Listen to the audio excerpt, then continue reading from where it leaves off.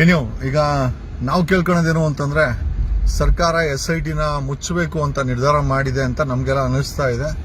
They are using weak wicket ಅಂತಾನೆ ಅನ್ಕೊಂಡಿರುವ DK Shivakumar ಅವರನ್ನ ಬಳಸ್ತಾ ಇದ್ದಾರೆ ಅಂತ ಅನಿಸ್ತದೆ. ಸೋಮವಾರ ಮೋಸ್ಟ್ SITನ ಏನಾದರೂ ಯಾವುದೋ ಒಂದು ಕಾರಣ ಕೊಟ್ಟು ಒಟ್ಟಿನಲ್ಲಿ ಕ್ಲೋಸ್ ಅಂತೂ ಮಾಡ್ತಾರೆ. ಸೊ ಈ ನಿಟ್ಟಿನಲ್ಲಿ ನಾವೆಲ್ಲರೂ ಕೂಡ ಹೋರಾಟ ಮಾಡಲಿಕ್ಕೆ ರೆಡಿ ಆಗಿರಬೇಕು ಅಂತ ಈ ಮೂಲಕ ಹೇಳುತ್ತಾ ಬೀದಿಗಿಳಿದು ಹೋರಾಟ ಮಾಡುವಂತ ಸಮಯ ಹತ್ರ ಬಂದಿದೆ. SITನ ಸರ್ಕಾರ ಮುಚ್ಚಕ್ಕೆ ಎಲ್ಲ ರೀತಿಯ ತಯಾರಿಗಳನ್ನ ಮಾಡ್ಕೊಂಡಿದೆ. ಅದನ್ನ ಲೀಡ್ ಆಗಿ ಬಳಸ್ತಾ ಇರೋದು DK ಶಿವಕುಮಾರ್ ಅವರನ್ನ. Okay, so my only concern is SIT ಮುಚ್ಚಿದ್ರೆ ಒಂದು ಲೀಗಲ್ ಆಪ್ಷನ್ಸ್ ಇದೆ. ವಿ ಕ್ಯಾನ್ ಅಪ್ರೋಚ್ ಹೈಕೋರ್ಟ್, ನೋಡೋಣ ಅಲ್ಲಿ ಏನಾಗುತ್ತೆ ಅಂತ. ನಾನು ಕೂಡ ವಕೀಲರ ಮಿತ್ರಗಳ ಜೊತೆ ಮಾತಾಡ್ತಾ ಇದ್ದೀನಿ. ಜೊತೆಯಲ್ಲಿ ಬೀದಿಗಿಳಿದು ಹೋರಾಟ ಮಾಡುವಂತ ಸಮಯ ಹತ್ರ ಬಂದಿದೆ.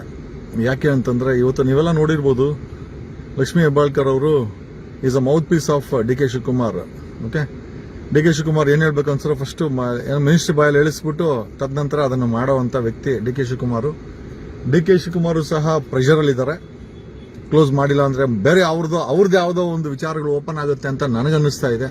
ನಮ್ಮ ವಿಜಯವಾಹಿನಿ ನ್ಯೂಸ್ ಚಾನೆಲ್ನಲ್ಲಿ ಪ್ರಮೋಷನ್, ಜಾಹೀರಾತು, ಅಡ್ವರ್ಟೈಸ್ಮೆಂಟ್ ನೀಡಲು ಸಂಪರ್ಕಿಸಿ 9535808456.